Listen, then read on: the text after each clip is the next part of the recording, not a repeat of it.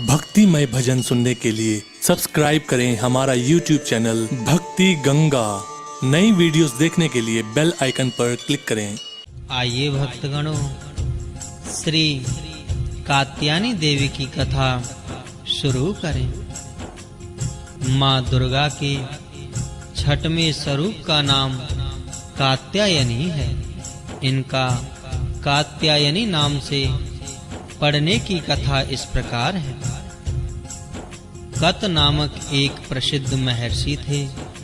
उनके पुत्र ऋषि कात्य हुए। इन्हीं कात्य के गोत्र में विश्व प्रसिद्ध महर्षि कात्यायन उत्पन्न हुए थे। इन्होंने माँ भगवती पराम्बा की उपासना करते हुए बहुत वर्षों तक बड़ी कठिन तपस्या की थी। उनकी इच्छा थी कि माँ भगवती उनके घर पुत्री के रूप में जन्म लें। माँ भगवती ने उनकी यह प्रार्थना स्वीकार की। कुछ काल पश्चात जब दानव महिषासुर का अत्याचार पृथ्वी पर बहुत बढ़ गया, तब भगवान परमपिता ब्रह्मा जी, प्रभु श्री विष्णु और भगवान श्री महेश तीनों ने अपने अपने तेज का अंश देकर महिषासुर के विनाश के लिए एक देवी को उत्पन्न किया। महर्षि कात्यायन ने सर्वप्रथम इनकी पूजा की। इसी कारण से यह कात्यायनी कहलाई। ऐसी भी कथा मिलती है कि ये महर्षि कात्यायन के वहां पुत्री रूप से उत्पन्न भी हुई थी। आश्विन कृष्ण चतुर्दशी को जन्म लेकर शुक्ल सप्तमी, अष्टमी तथा नवमी तक 3 दिन इन्होंने कात्यायन ऋषि की पूजा ग्रहण कर दशमी को महिषासुर का वध किया था। माँ कात्यायनी अमोघ फलदायिनी है।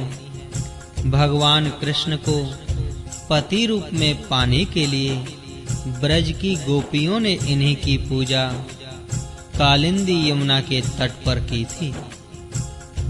ये ब्रजमंडल की अधिष्ठात्री देवी के रूप में प्रतिष्ठित हैं। इनका स्वरूप अत्यंत ही भव्य और दिव्य है। इनका वर्ण स्वर्ण के समान चमकीला और भास्वर है। इनकी 4 भुजाएं हैं। माता जी का दाहिनी तरफ का ऊपर वाला हाथ अभय मुद्रा में है तथा नीचे वाला वर मुद्रा में है। बाईं तरफ के ऊपर वाले हाथ में तलवार और नीचे वाले हाथ में कमल पुष्प सुशोभित है। इनका वाहन सिंह है। श्री दुर्गा पूजा के 6वें दिन इनके स्वरूप की उपासना की जाती है। उस दिन साधक का मन आज्ञा चक्र में स्थित होता है।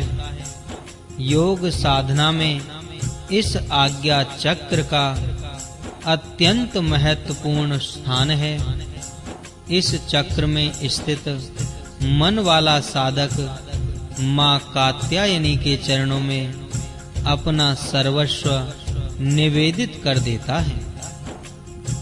परिपूर्ण आत्मदान करने वाले ऐसे भक्त को सहज भाव से माँ कात्यायनी के दर्शन प्राप्त हो जाते हैं।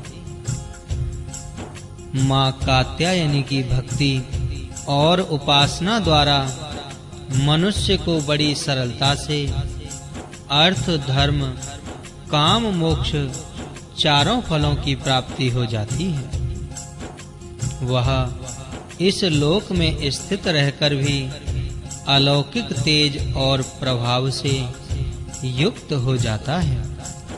उसके रोग, शोक, संताप, भय आदि सर्वथा विनष्ट हो जाते हैं। जन्म जन्मांतर के पापों को विनष्ट करने के लिए मां की उपासना से अधिक सुगम और सरल मार्ग दूसरा नहीं है। इनका उपासक निरंतर इनके सानिध्य में रहकर परम पद का अधिकारी बन जाता है। अतः हमें सर्वतोभावेन मां के शरणागत होकर उनकी पूजा उपासना के लिए तत्पर होना चाहिए। जय मां कात्यायनी।